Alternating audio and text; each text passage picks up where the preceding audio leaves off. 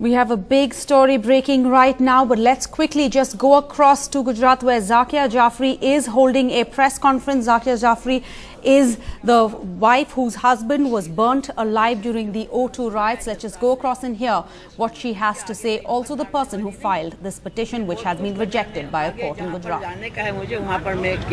तो आप high court में जाएंगे? मैं हाई कोर्ट आगे जाएंगे, आगे वाले कोर्ट में अभी डिसाइड नहीं हुआ है कौन से कोर्ट नहीं हुआ है, लेकिन मैं वहाँ जाके मैं हिम्मत नहीं हारूंगी। साकिया जी, आप मानते हैं कि कोर्ट ने आपने जो सबूत पेश किए थे उस पर आपको जस्टिस नहीं मिला, ये आप मानते हैं क्या? वो तो अभी आज जो मेरे को रिजल्ट मेरा आया तो उससे आप लोग समझ ही सकते हैं कि क्या हुआ, मतलब कि नहीं।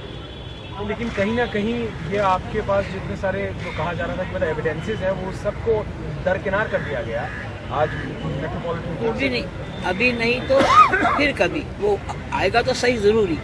लेकिन एविडेंस बदल नहीं जाएंगे ना, ये कहा जा रहा है कि मतलब एविडेंस तो बदलेंगे नहीं। वो ये कह रहे हैं कि ये अभी नहीं उन्होंने कंसीडर किया है तो अगली कोर्ट में कंसीडर करना ही होगा।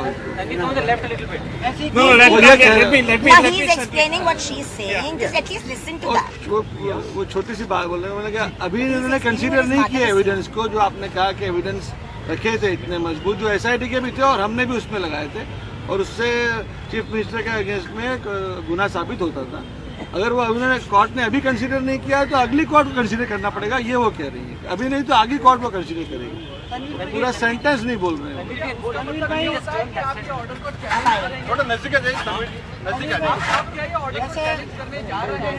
हाँ, we will challenge the order, मतलब हम ये ऑर्डर को चैलेंज करेंगे और अभी हमको उनका जजमेंट हमारे हाथ में आना चाहिए, जो कि कुछ 100 पन्नों से भी ज़्यादा है, और उसके बाद में किस बिना पर उन्होंने कौन से मुद्दे उठाए हैं, कौन से मुद्दे हमारे रिजेक्ट करे हैं, उसके हिसाब से हमें पता चलेगा हम सेशन कोर्ट में जाएं या सुप्रीम कोर्ट में जाएं या हाई कोर्ट में जाएं। तो वो ऐसा कहना अभी मुमकिन नहीं है क्योंकि कागज़ हमारे हाथ में नहीं है। जज साहब ने कोर्ट में आके सिर्फ इतना कहा कि मैंने आपकी पिटीशन रिजेक्ट कर दी है, आप हाई कोर्ट में आगे जा सकते हैं, हाई कोर्ट में जा सकते हैं। अब उससे से मैं कैसे बताऊं आपको कि मैं कौन सी कोर्ट में जाऊंगा? लेकिन तकरीबन जैसे जैसे वक्त बीतता जा रहा है, न्याय की जो उम्मीद है उसे कहीं ना कहीं चोट पहुंच रही है कि ठेस लग रही है। ये वक्त नहीं, मतलब ये बात ज़रूर है कि इसमें वक्त लग रहा है, बट इस तरह के सब केसों में हिंदुस्तान में वक्त लगता ही है। मगर उसके बाद भी आप देखेंगे तो जजमेंट हुआ है हर जगह, कितनी जगह जजमेंट, बड़े बड़े जजमेंट आए और बड़े बड़े सीनियर मिनिस्टर्स भी जेल में गए हैं। तो वक्त तो लगेगा उसमें। ये तो एक सरकार के सामने लड़ाई है और हम देख रहे हैं कि किस तरह से वो सब सरकार अपना काम कर रही है। हमारे सामने बहुत सारी चीज़ें ऐसी है जो हमारा दिल दहला देती है जब हम पता चलता है कि इस तरह से सरकार काम कर रही है। तो फिर ये लड़ाई तो मतलब बहुत लंबी है।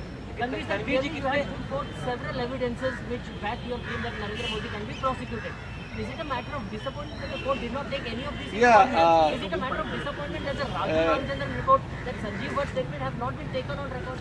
Yeah, it's definitely a matter of very big disappointment for us because he has outrightly rejected everything. He just said the word, I am rejecting your petition.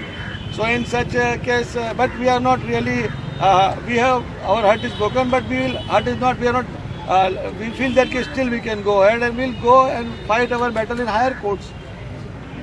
Yes, there were a lot of evidences which we had put, there were evidences which SIT had collected and they point towards a criminal conspiracy of the Gujarat 2002 riots.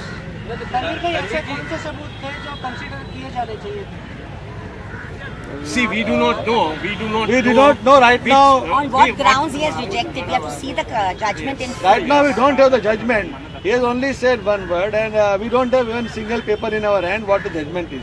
He says your petition is rejected. Unless We do not know. We do not know whether. That's all I said. We do not know whether Rahul. Sir यहाँ एक minute ये table ले लीजिए। आप इधर आ जाइए। आप इधर आ जाओ। आप थोड़ा पीछे तो चलने दो यार सब लोग।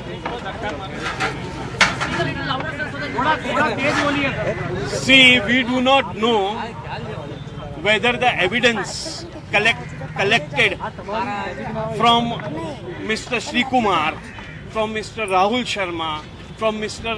Sanjeev Bhatt and various other evidences which we had produced, which the SIT, State Intelligence Bureau records, whether they have been considered or not considered. We do not know. That we can opine only after we see the judgment.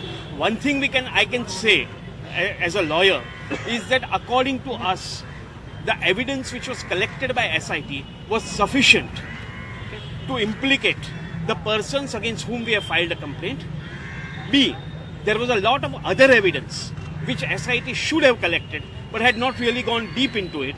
So at both levels, our arguments were at both levels, and it appears that our arguments have been rejected at both levels, but these things happen. There is a court of law. Then obviously there is a hierarchy of courts meant to correct the lower court's errors. So we will be going to the higher So courts. there's just one technical question. Do you have just one occasion for appeal? Is it just either the session judge and the high court or both? We can go to Sessions Court, we can go then to High Court, we can go then to Supreme Court. The appeals are three, which are revisions they are called. There are two revisions, to Sessions Court, High Court, Supreme Court. We may decide to skip a particular stage and go directly to a higher court, but that we will decide only after we see the judgment, analyze the judgment, and then we'll take a call on it. But we will be doing it very quickly within a month to 2 months time.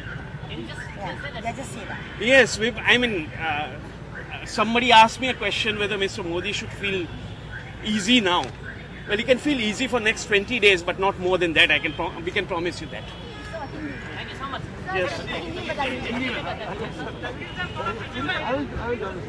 Hindi में इतना ही मैं कहना चाहता हूँ कि किसी ने मुझे प्रश्न पूछा यहाँ आने के पहले कि अभी मोदी जी जो है वो अभी आराम से जी सकेंगे क्या। मैंने उनको उतना ही जवाब दिया कि हाँ, शायद 20-25 दिन आराम से जी सकेंगे, उसके बाद में हम लोग आ रहे हैं अपील लेके।